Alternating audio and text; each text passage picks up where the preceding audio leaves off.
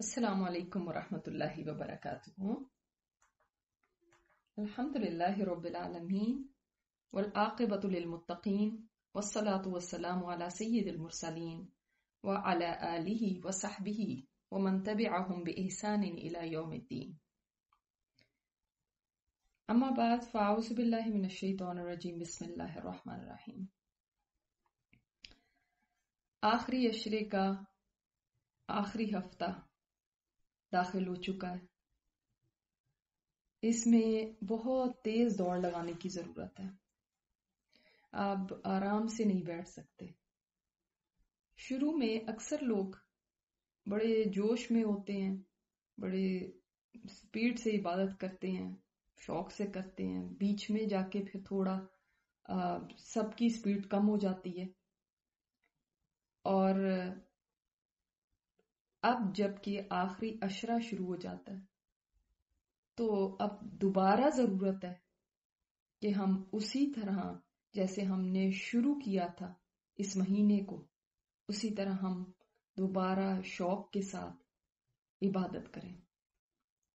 اب تھکنے کا وقت نہیں ہے۔ اکثر ہوتا ہے نا کہ جیسے انسان شروع کرتا ہے تو وہ اس وقت انرجی ہوتی ہے، اینڈ تک آتے ہوئے پھر انرجی بھی ڈاؤن ہو جاتی ہے اور پھر شوق بھی مدھم پڑ جاتا ہے۔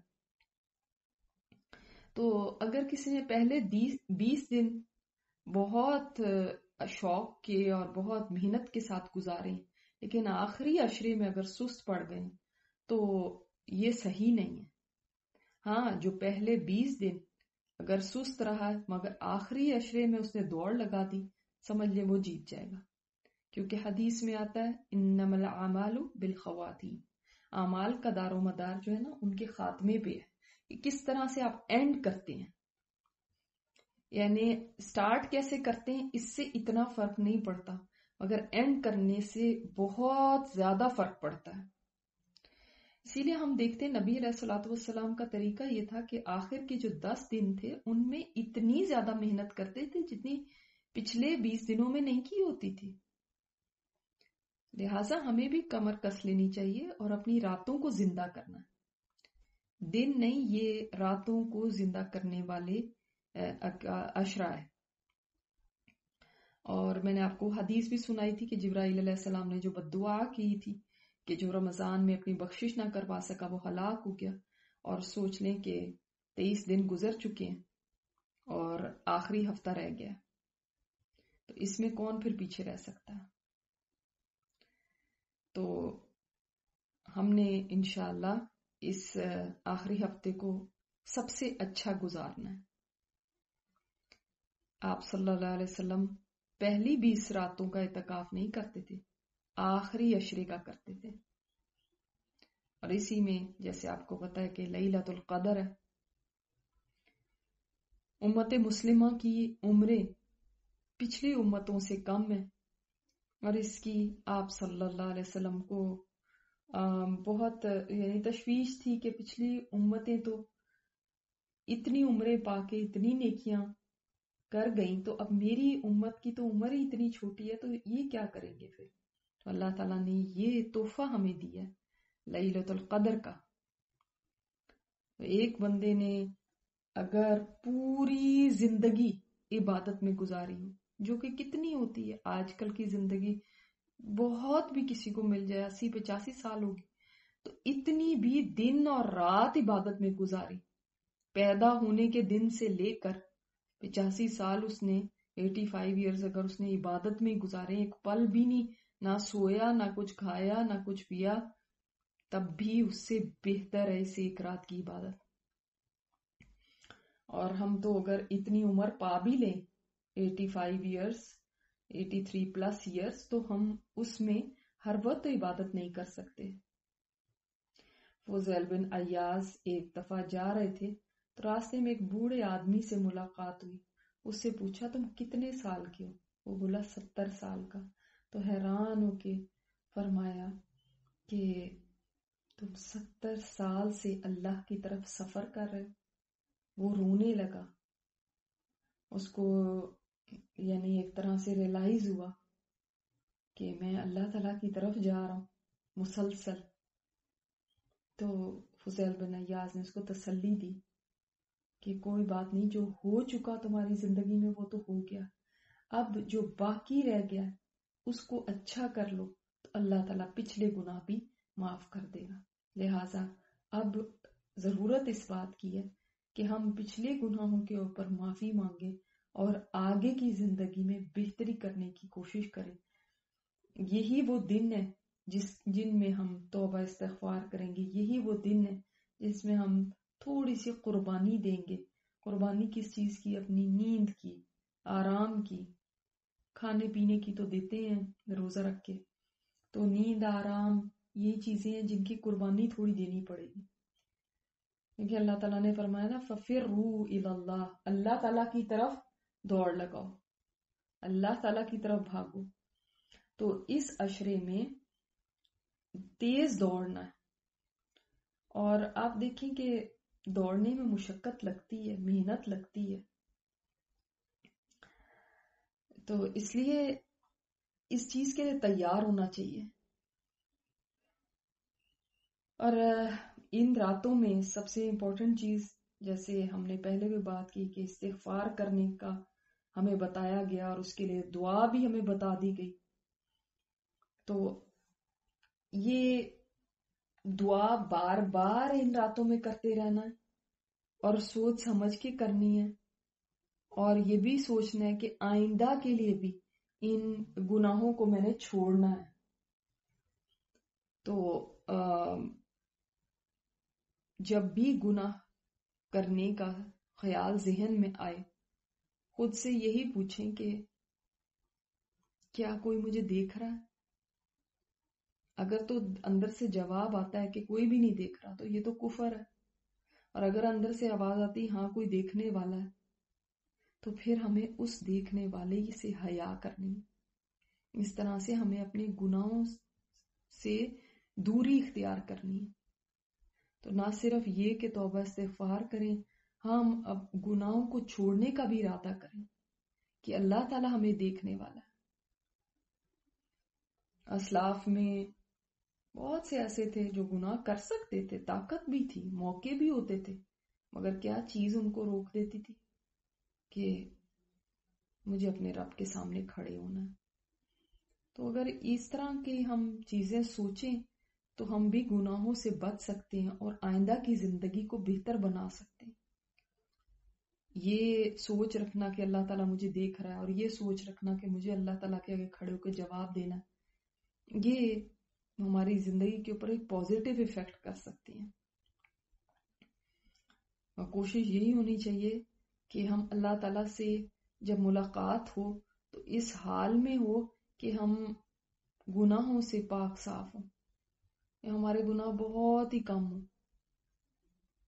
ٹھیک ہے، تو اس کے لیے یہ آخری عشرہ اور اس میں خاص طور پہ آخری ایک تہائی رات جو ہے یہ بیسٹ ہے، یہ جس میں ہم اپنی دعاؤں کو جمع کریں، اپنی دعائیں مانگیں۔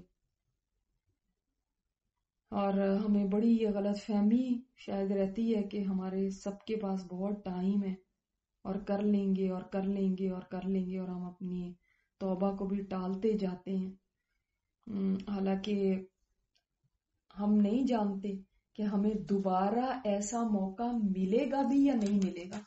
اسلاف میں سے ایک اپنے بستر مرگ پر جب تھے تو ان کو یہ اس وقت خیال تھا کہ اب میرا آخری وقت آ چکا ہے، تو لوگوں نے آ کے پوچھا کہ ہمیں کچھ نصیحت کیجیے، تو فرمایا میں تم کو خبردار کرتا ہوں۔ کس چیز سے؟ کہ میں کر لوں گا یہ کام۔ تو لوگوں نے کہا ہمیں سمجھ نہیں آئی۔ فرمایا یہ مت کہو کہ میں ایک دن یہ کر لوں گا، ایک دن نیک ہو جاؤں گا، ایک دن توبہ کر لوں گا، ایک دن میں پلٹ آؤں گا، ایک دن میرے اندر چینج آ جائے گی، میں چینج ہو جاؤں گا۔ نہیں، ایک دن نہیں، آج کرو۔ تو یہ دھوکہ ہے کہ ایک دن کر لیں گے۔ جس نے ارادہ کر لیا ان دنوں میں کہ میں نے اللہ تعالیٰ سے معافی مانگنی ہے اور میں نے پلٹنا ہے اور میں نے اپنی لائف کو چینج کرنا ہے اور میں نے یہ گناہ چھوڑنے ہیں، وہ مبارکباد کا مستحق ہے. اور جو یہ سوچیں کہ جیسے چل رہا ہے ویسے ہی چلتا رہے، کوئی فرق نہیں پڑتا، اور رمضان آیا نہیں آیا ایک ہی بات ہے ان کے لیے. تو انہوں نے پھر رمضان سے کچھ بھی نہیں پایا.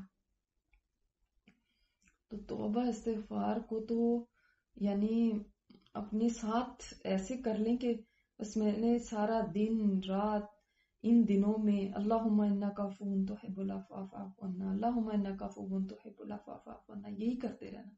ایک رٹ لگا دیں اس کی. وہ پتہ ہے یہ نہ صرف گناہ دھلتے ہیں بلکہ اس کے تو بہت فائدے ہیں استغفار کرنے کے. انسان کی جو دعائیں ہیں وہ قبول ہوتی ہیں. آپ نے وہ واقعہ سنا ہوگا، امام احمد بن حنبل جب ایک شہر میں گئے تھے تو وہاں مسجد میں نماز پڑھی. رات کو مسجد میں ٹھہرنے کا ارادہ رکھتے تھے مگر مسجد والوں نے اجازت نہیں دی اور ان کو نکال دیا. اب وہ باہر نکل کر کھڑے ہوئے کہ کدھر جاؤں. اتنے میں ایک قریب نان بائی کی دکان تھی. وہ کہتا ہے آپ آ جائیں میرے پاس آ کے رات گزار لیں. تو وہ اس کے ساتھ چلے جاتے ہیں. دیکھتے کیا ہے کہ وہ نان بھائی جو ہے وہ اپنا کام کر رہا ہے اور کام کے ساتھ ساتھ وہ استغفار کرتا جا رہا ہے، استغفار کرتا جا رہا ہے، استغفر اللہ استغفر اللہ استغفر اللہ کہتا جا رہا ہے. تو وہ کہتے ہیں اس سے کہ یہ تم استغفار کرتے جا رہے ہو تو اس کا کوئی فائدہ بھی دیکھا ہے تم نے؟ اس نے کہا میں کیا بتاؤں کتنا فائدہ ہے اس کا. پہلے ایک میں غریب آدمی ہوتا تھا، جب سے استغفار کرنے لگا ہوں مال اتنا ہو گیا ہے کہ سنبھالا نہیں جاتا، اور جو دعا بھی میں کرتا ہوں وہ قبول ہوتی ہے، سوائے ایک دعا کے وہ ابھی تک نہیں قبول ہوئی. پوچھا وہ کیا ہے؟ کہنے لگا کہ میری بڑی خواہش ہے کہ امام احمد بن حنبل سے ملاقات ہو جائے، بس یہی ایک خواہش ہے جو پوری نہیں ہوئی. تو امام صاحب کہنے لگے وہ میں ہی ہوں امام احمد بن حنبل. اور فرماتے ہیں کہ مجھے ایسے لگ رہا تھا کہ اللہ تعالیٰ مجھے کھینچ کے تمہارے پاس ملاقات کے لیے لے کر آیا. تو رزق بھی ملے گا، غم بھی دور ہوں گے، نیکی کے راستے بھی کھل جائیں گے، اللہ تعالیٰ کی رضا بھی ملے گی، اور آخرت میں بھی سزاؤں سے بچ جائیں گے. اور کیا چاہیے؟ تو استغفار تو بہت بڑی چیز ہے. جو بھی انسان کی پریشانی ہو نا، استغفار کے ساتھ کہا جاتا ہے کہ ہر غم سے انسان کو نجات مل جاتی ہے. یہ انعام ہے اس چیز کے اوپر. اور اللہ تعالیٰ وہاں سے رزق دیتا ہے جہاں سے انسان کا گمان بھی نہیں ہوتا. آج کی جو ہمارے ذکر ہے نا وہ بھی اسی سے ریلیٹڈ ہے کہ آپ کپڑے پہنے آپ کے گناہ جھڑیں گے، آپ کھانا کھائیں آپ کے گناہ جھڑیں گے. کیسے؟ اگر آپ کھانا کھا کے یہ کلمات کہہ دیں گے اس سے آپ کے گناہ مٹ جاتے ہیں. اور وہ کیا ہے؟ الحمدللہ الذی اطعمنی ھذا الطعام ورزقنی من غیر حول منی ولا قوت. اور جب کپڑے پہننے لگے تو پھر یہ دعا کریں الحمدللہ الذی کسانی ھذا الثوب ورزقنی من غیر حول منی ولا قوت. تو اگر آپ کو دعا نہیں یاد ہے تو آپ ایسا کریں جہاں پر آپ کپڑے چینج کرتے ہیں، آپ ایک کلوزٹ ہے کچھ ہے وہاں پہ اس کو لکھ کے لگا لیں، یا جہاں آپ کھانا کھاتے ہیں وہاں پہ یہ دعا لکھ کے لگا لیں. دیکھیں آپ کھانا کھا رہے ہیں، آپ کا اپنا کام ہے، کپڑے چینج کرتے ہیں انسان کا ایک ضرورت ہے. اب اپنی ضرورتوں کے وقت بھی اس کی یہ کلمات کہنے سے گناہوں کی بخشش ہو جاتی ہے. اور ہم یہ چاہتے ہیں کہ اللہ تعالیٰ نہ صرف یہ کہ یہاں پر ہمارے اب گناہ معاف کر دے، بلکہ ہمیں اللہ تعالیٰ آگے بھی توفیق دینا کہ مرنے سے پہلے بھی ہمارے گناہوں کی بخشش ہو جائے، ہمیں وہ توفیق مل جائے توبہ کرنے کی. تو ہمارے جو اسلاف ہوتے تھے نا وہ ایسی ہی دعائیں کیا کرتے تھے، 3 دعائیں اکٹھی کرتے تھے. وہ ایک دعا کیا کہ یا مقلب القلوب ثبت قلبی علی دینک، یہ آپ کو پتا ہے مسنون دعا ہے. اور آپ صلی اللہ علیہ وسلم بہت یہ مانگا کرتے تھے کہ دلوں کو الٹنے پھیرنے والے میرے دل کو اپنے دین پہ جما دینا، کیونکہ بہت ضروری ہے کہ دل اس دین کے اوپر رہے، کیونکہ دل کا کیا پتا آج کچھ ہے تو کل کچھ اور ہے. اور پھر دوسرا اللہم ارزقنی توبۃ نصوحا، قبل الموت، اے اللہ مجھے سچی توبہ کرنے کی توفیق دینا موت سے پہلے. اور تیسری اللہم انی اسألک حسن الخاتمہ، اور اللہ میں تجھ سے سوال کرتا ہوں اچھے خاتمے کا. تو یہ دعائیں آپ سجدے میں بھی جا کے مانگیں. لیکن میں نے ابھی آپ کو بتایا کہ جو اینڈ اچھا ہو گیا تو سب اچھا ہے. تو حسن خاتمہ میں بھی کیا ہے کہ اس لائف کا اینڈ ہمارا اچھا ہو جائے. سیدھا توبۃ النصوحہ کیا ہے کہ جو سچی توبہ ہو، وہ مجھے موت سے پہلے اس کی توفیق دے دینا. موت کے بعد تو بہت لوگ توبہ کریں گے لیکن اس کا فائدہ نہیں ہوگا. موت سے پہلے مجھے توفیق مل جائے توبہ کی. تو یہ تینوں دعائیں اکٹھی کر کے اور آپ مانگ سکتے ہیں ایک پوری زندگی کی دعا، ایک موت سے پہلے کے لیے دعا، اور ایک موت کا وقت حسن خاتمہ کا وقت ہو جائے تو یعنی خاتمہ بالخیر ہو میرا. تو یہ بہت پیاری دعائیں ہیں، ان کو شامل کر لیں اپنی دعاؤں کی لسٹ میں. اور انشاءاللہ تعالیٰ پھر آگے ہم چلتے ہیں اپنی سیریز کی طرف، دیکھتے ہیں کہ آج ہم کیا کن لوگوں سے ملاقات کرتے ہیں. اللهم إنك عفو تحب العفو فاعف عني. اللهم إنك عفو تحب العفو فاعف عني. اللهم إنك عفو تحب العفو فاعف عني. اللهم إنك عفو تحب العفو فاعف عني. عاليهم ثياب سندس خضر واستبرق وحلوا أساور من فضة وسقاهم ربهم شرابا طهورا. إن هذا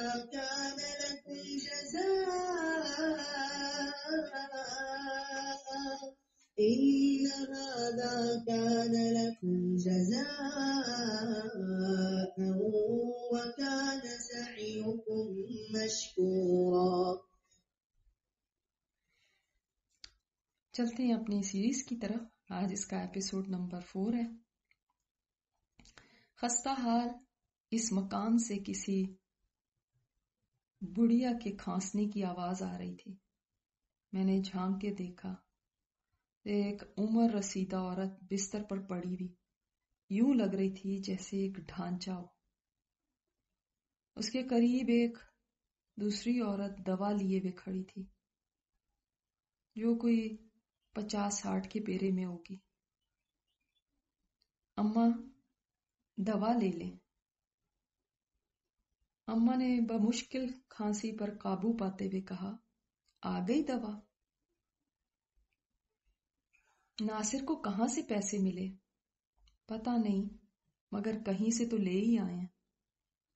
ہائے میرا بچہ، بڑھیا کراتے ہوئے بولی، پتہ نہیں کیسے لایا ہوگا. عورت نے بڑھیا کو سہارا دے کر بٹھایا اور دوا اپنے ہاتھ سے اس کے منہ میں ڈالی. پھر وہ خاموشی سے کمرے سے نکل گئی.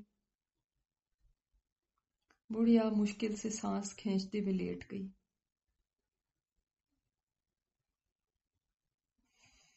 دوسرے کمرے میں اس عورت کا شوہر بیٹھا تھا. بانو، اماں کو دوا دے دی؟ جی. اس نے مختصر سا جواب دیا. بانو، تم نے جیسے میری ماں کا خیال کیا اس کے لیے میرے پاس الفاظ نہیں ہے شکریہ کے. آپ کیسی باتیں کرتے ہیں؟ آخر میری وہ کچھ لگتی ہیں؟ آدمی نے لمبی سانس کھینچی اور بولا، وہ تو تمہارا بڑا پن ہے، ورنہ اماں آج تک تمہارے ساتھ جو بھی کرتی رہی ہیں میں سب دیکھتا رہا ہوں. اور اب تو وہ ایسے حال میں جس میں اولاد بھی اپنے والدین کو نہیں پوچھتی، اور تمہارا تو ان سے بہو کا رشتہ ہے. تم کیسے کر لیتی ہو یہ سب؟ شاید میں بھی تمہاری جگہ ہوتا تو نہ کر پاتا۔ وہ آہستگی سے بولی، میں نے تو کچھ بھی نہیں کیا، اور ویسے بھی کیا اس دنیا میں ہر کام عدلے کا بدلہ ہی ہوتا ہے؟ اصل نیکی تو وہ ہے جو بے لوث ہو کر کی جائے۔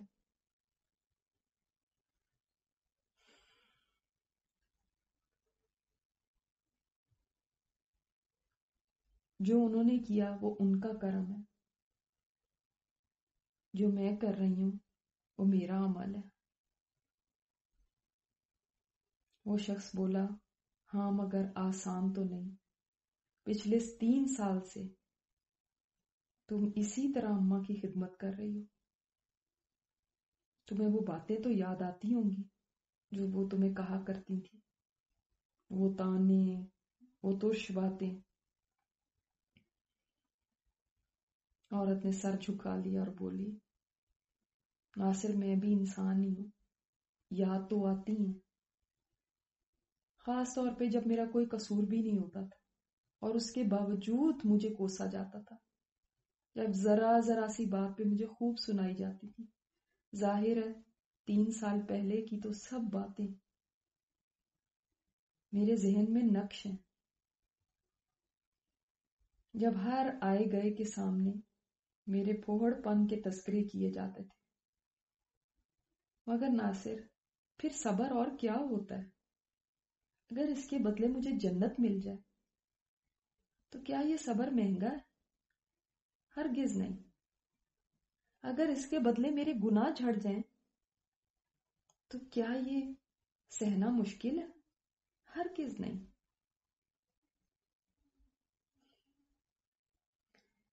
بات بات پر جب تانے دیے جاتے تھے تو وہ تانے سننے آسان ہو گئے جب میں نے یہ سوچا کہ اللہ تعالیٰ مظلوم کے ساتھ ہوتا ہے۔ اس خیال نے مجھے ایسا مسحور کر دیا کہ میرا اللہ جو میرے ساتھ ہے، پھر اماں کی باتیں زیادہ اثر نہیں کرتی تھی۔ ناصر بولا، ہاں لیکن آج کل ایسا کون سوچتا ہے؟ آج کل تو عورتیں شوہروں کے بلکہ کان بھرتی ہیں، ان کو اکساتی ہیں، اتنا ظرف کس میں ہے؟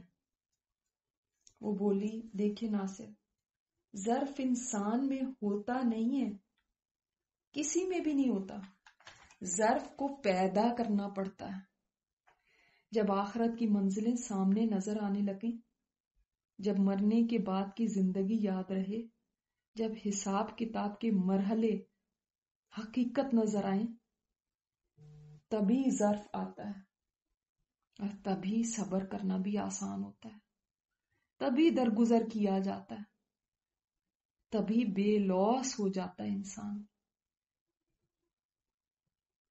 وہ ابھی بات کر رہی تھی کہ دروازے پر گھنٹی کی آواز آئی۔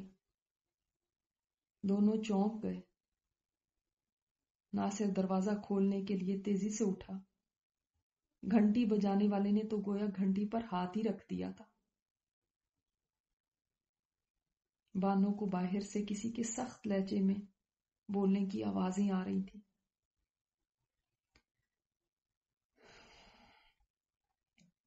آخر تم کب قرضہ لوٹاؤ گے؟ تم جیسے لوگوں کا یہی ہوتا ہے، پیسے لے لیتے ہو مگر پھر دینے کا نام نہیں لیتے۔ کوئی ترش لہجے میں بولے چلا جا رہا تھا، اب اگلے مہینے کی 1 تاریخ کو آؤں گا، پیسے تیار ہونے چاہیے۔ ناصر نے دروازہ بند کیا اور سر جھکائے ہوئے کمرے میں واپس آ گیا۔ بانو نے سوالیہ انداز میں اس کی طرف دیکھا۔ وہ کہنے لگا، پھر وہی قرض چکاؤ، قرض چکاؤ، میں کہاں سے لاؤں؟ حلال سے گزارا کرنا بہت مشکل ہے۔ سوچتا ہوں ہمارے فیکٹری کے مالک کے بیٹے کی شادی پر پچھلے 3 ہفتے سے پوری گلی میں چراغاں کیا جا رہا ہے، اس کا بل لاکھوں میں ہوگا۔ روزانہ ایک فنکشن ہوتا ہے جس پر نت نئے گروپ آتے ہیں، جو گانا بجانا کرتے ہیں. ہر دن 20-25 ڈشز پر مبنی کھانا مہمانوں کو دیا جاتا ہے. ڈیکوریشنز کے تو کیا ہی کہنے، وہ تو کروڑوں میں. سڑک سے لے کے گھر تک ایک ایک کونا سجایا ہوا ہے. اس کا یومیہ خرچہ ہی کوئی 10-20 لاکھ سے کم تو نہ ہوگا. ایک وہ ہے اور ایک ادھر میں ہوں جس کے پاس 50,000 روپیہ بھی نہیں کہ جو تنخواہ سے بچا کے قرض لوٹا سکوں. اماں کی بیماری نہ ہوتی تو میں یہ قرض بھی کبھی نہ لیتا. میں اب کہاں سے ادا کروں گا؟ آگے یہ بچیاں بھی جوان ہو گئی ہیں، ان کی شادیاں، ان کے کام، سب کیسے ہوگا؟ لوگ تو جائز ناجائز کی پرواہ کیے بغیر کما رہے ہیں اور عیش کر رہے ہیں، اور ایک مجھے 1 تاریخ کا انتظار کرنا پڑتا ہے اماں کی دوا لانے کے لیے بھی. مانو سے رہا نہ گیا. وہ بولی لیکن آپ حلال کا لقمہ اپنی اولاد کے منہ میں ڈالتے ہیں، آپ حلال گھر لاتے ہیں، اس لیے رات کو سکون سے سوتے ہیں. اپنی محنت سے جو بھی کماتے ہیں وہ آپ کی عبادت ہے. ہاں کہتی تو تم ٹھیک ہو، مگر سوچتا ہوں ان بچیوں کی شادیاں بھی تو کرنی ہیں، وہ بھی اللہ کرا دے گا. ابھی تو آپ اس بات پر خوش ہو جائیں کہ ہمارے نبی صلی اللہ علیہ وسلم نے فرمایا جس کی 2 بیٹیاں ہوں یا 3 ہوں، پھر ان کی اچھی پرورش کرے، ان کی تربیت کرے، ان کی شادی کرے تو وہ جنت میں آپ صلی اللہ علیہ وسلم کے ساتھ ہوگا. اور رزق حلال کمانا تو ویسے ہی عبادت ہے، لہٰذا آپ تو دونوں طرح سے اجر کما رہے ہیں. ناصر مسکرا دیا. تم کیسی عظیم عورت ہو، شوہر پریشان ہو تو اس کو تسلیاں دیتی ہو، کوئی برائی کرے تو اس کے ساتھ بھلائی کرتی ہو. میری اتنی کم تنخواہ میں بغیر شکایت کیے گزارا کر رہی ہو، فرمائشیں بھی نہیں کر رہی. تم سے اللہ راضی ہو جائے. بانو مسکرا کے بولی بس آپ نے دعا دے دی، یہی میرے لیے کافی ہے. ویسے بھی میں آپ سے فرمائشیں کیوں کرنے لگی؟ کیا میں نہیں دیکھتی کہ آپ کتنی محنت کرتے ہیں؟ صبح سے جاتے ہیں، رات کو آتے ہیں، سارا دن فیکٹری میں ایک ٹانگ پہ کھڑے رہتے ہیں. ناصر بولا ہاں لیکن آج کل کی عورتیں ایسا کہاں سوچتی ہیں، وہ تو کہتی ہیں ہمیں لا کر دو، جہاں سے بھی لاؤ. سائرہ کمرے میں دوڑتی ہوئے آئی. امی دادی نے الٹی کر دی ہے. بانو جھٹ سے بھاگی. اللہ رحم کرے. میں حیران تھی اس کا حوصلہ دیکھ کے. واقعی اس دور میں تو کوئی بھلا کرنے والے کو بھی بھلائی کا جواب دے تو بہت بڑی بات ہے. اور کہاں اس کی ساس جس نے ساری زندگی اس کے لیے کانٹے ہی بوئے اور یہ اس کے لیے اچھا کر رہی ہے. ویسے بھی یہ کون سا خون کا رشتہ ہے؟ یہ نیکی تو صرف وہی کر سکتا ہے جو خالص اللہ کے لیے کرنے والا. میں نے کئی گھروں کی کہانیاں دیکھی ہیں. لوگ ہمسایوں کے ساتھ اچھا کرتے ہیں، دوستوں کے ساتھ خوش رہتے ہیں، ہر آنے جانے والے کے ساتھ خوش اخلاقی سے پیش آتے ہیں. مگر میں نے یہ نہیں دیکھا کہ وہ رشتہ جو خون کا نہ ہو، جس میں خوشگوار یادیں نہ ہو، اس کے ساتھ کوئی بھلائی کرے. بانو نے بڑے صبر سے الٹی صاف کی، مگر بی اماں کی زبان سے نہ تو کوئی دعا نکلی اور نہ ہی کوئی شکریہ. تعریف تو دور کی بات تھی، جبکہ یہ عورت اسی حوصلے سے کام کر رہی تھی جیسے کہ وہ اپنے کسی پیارے کے لیے کرے. واقعی جنت کے راستے کے راہی دنیا میں ہی نظر آنے لگتے ہیں. وہ ابھی صفائی ستھرائی سے فارغ ہی ہوئی تھی کہ بیٹی نے آ کے کہا امی پڑوس سے گلشن آنٹی آئی ہیں. وہ بولی اچھا بیٹا جاؤ جا کے چائے بناؤ، اور سنو جو کل ساتھ والوں کے گھر سے مٹھائی آئی تھی وہ بھی رکھ دینا. لیکن امی وہ مٹھائی تو آپ کو پسند ہے اور آپ نے اتنے شوق سے اپنے لیے اٹھا کے رکھی تھی، کون سا ہمارے گھر روز روز مٹھائی آتی ہے. کوئی بات نہیں بیٹا، مہمان کی مہمان نوازی کرنا یہ بھی نیکی ہے. ہمارے نبی نے اس کی تاکید کی ہے. وہ بیٹی کو ہدایات دے کر کمرے سے نکل گئی. آنے والی مہمان سے خوش دلی سے ملی. گلشن بولی کیا حال ہے تمہاری ساس کا؟ بس ویسے ہی ہیں. بھائی میری ساس نے تو مجھے ناجائز کچھ باتیں سنائی تو میں نے تو کوئی 1 مہینہ ہو گیا منہ ہی نہیں لگایا. تم تو پتہ نہیں کیسے کر لیتی ہو، اور وہ بھی 3 سال ہو چکے ہیں. وہ بستر پر پڑی ہوئی ہیں اور تم خدمت میں لگی ہوئی ہو. تم تھک نہیں جاتی؟ بانو مسکراتی رہی اور کچھ نہ بولی. اوپر سے تمہاری وہ نند جو انکوائری کرنے آ جاتی ہے کہ بھابھی آپ نے اماں کے کپڑے بدلے یا نہیں، بھابھی آپ نے اماں کو دوا دی یا نہیں. اگر اس کو اتنی فکر ہے تو اپنی اماں کو اپنے ساتھ لے کیوں نہیں جاتی، خود کیوں نہیں سنبھالتی؟ بانو مسکرا کے بولی گلشن پھر میرا اجر کہاں جائے گا؟ ہائے تم بھی تو تھک جاتی ہوگی. ہاں تھک تو جاتی ہوں. رات کو جب بستر پر لیٹتی ہوں تو ہڈیاں ٹوٹ رہی ہوتی ہیں. آخر اب میں بھی کوئی جوان نہیں رہی، مگر یہی تو اجر کمانے کے دن ہیں. گلشن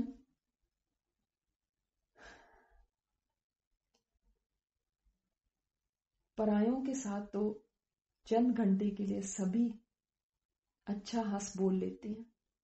ہمارا اصل امتحان تو ہمارے اپنے گھر والوں کے ساتھ ہوتا ہے. گلشن جھٹ سے بولی مگر گھر والے بھی تو ایسے ہونے چاہیے کہ جو شکریہ تو کریں، حوصلہ تو بڑھا دیں.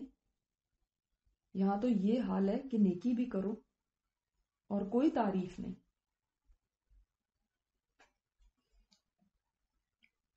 رسی جل گئی بل نہ گیا. بانو لمبی سانس کھینچ کے بولی گلشن کیا یہ کافی نہیں ہے کہ ہمارا رب ہماری تعریف کر دے؟ لوگوں سے تعریف اور شکریہ لے کر کرنا بھی کیا ہے؟ مل گیا تب ہم نیکی کریں تو وہ کیسی نیکی ہوئی؟ نہ ملے تو یہ کام چھوڑ دیں تو یہ کیسے نیکی ہوئی؟ تب تو ہم نے شکریہ کے لیے نیکی کی نا. اصل نیکی تو وہ ہے جس میں کسی سے نہ شکریہ چاہیے نہ تعریف. تم نے پڑھا نہیں سورۃ الدہر میں کہ نیک لوگ دوسروں کو جب کھانا بھی کھلاتے ہیں تو کہتے ہیں ہمیں تم سے کوئی بدلہ نہیں چاہیے اور کوئی شکریہ نہیں چاہیے. اے بہن تم تو پتہ نہیں کس مٹی کی بنی ہوئی، پتہ نہیں تم میں کیسے یہ حوصلہ ہے. گلشن یہ مت کہو.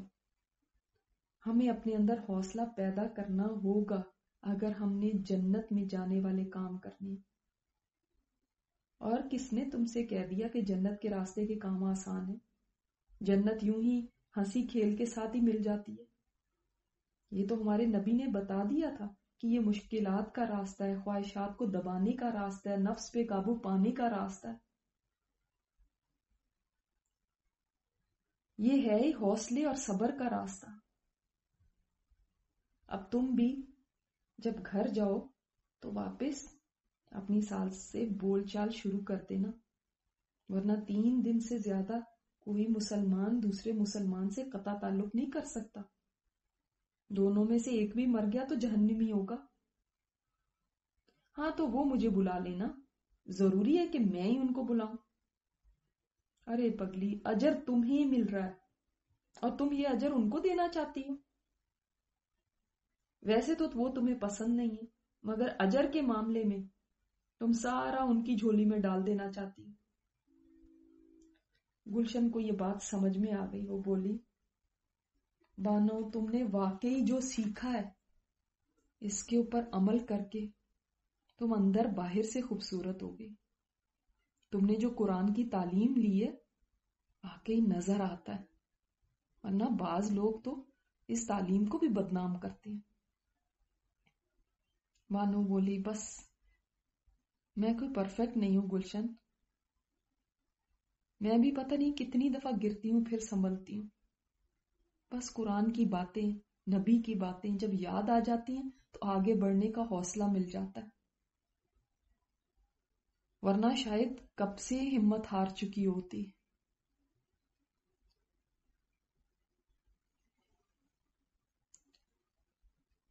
پھر یہ باتیں کر ہی رہی تھی کہ اس کی بیٹی چائے لے آئی. وہ بولے جا رہی تھی، جانتی ہو اللہ تعالیٰ جس کے ساتھ بھلائی کا ارادہ کرتا ہے اس کو دین کی سمجھ دیتا ہے.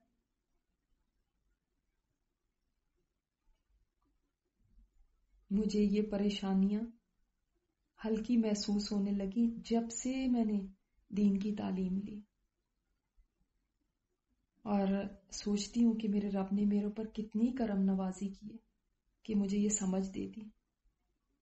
گلشن ہاں میں ہاں ملاتے ہوئے بولی، واقعی تم جس حوصلے سے سب کچھ سنبھال رہی ہو یہ تو ممکن ہی نہیں تھا اگر تمہارے پاس یہ علم نہ ہوتا. اور میں سوچ رہی تھی کہ اس عورت میں کتنی شکر گزاری ہے، ورنہ شکایت کرنے پہ آتی تو اس گھر میں کتنی چیزیں ہیں جن پر یہ شکایت کر سکتی تھی، نا شکریاں کر سکتی تھی، مگر یہ تو شکر سے بنی ہوئی ہے. پھر میں نے سوچا کیسے دین کی تعلیم ایک عورت کا زیور بن جاتی ہے. اس نے تو اپنے ہر کام کو عبادت بنا لیا، ہر رشتے کو سکون میں بدل دیا، ہر سچویشن کو ثواب کمانے کا ذریعہ بنا دیا. واقعی ایسے لوگوں کا ٹھکانہ جنت ہی ہونا چاہیے. یہاں تک آج کا ایپیسوڈ مکمل ہوا. اللہ تعالیٰ اس سے بھی ہمیں سبق لینے کی توفیق عطا فرمائے. انشاءاللہ تعالیٰ آج کے ساتھ تاخرات کی سیشن میں ملاقات ہوتی ہے. سبحانک اللہم و بحمدک، نشہد ان لا الہ الا انت، نستغفرک و نتوب الیک. السلام علیکم ورحمۃ اللہ وبرکاتہ.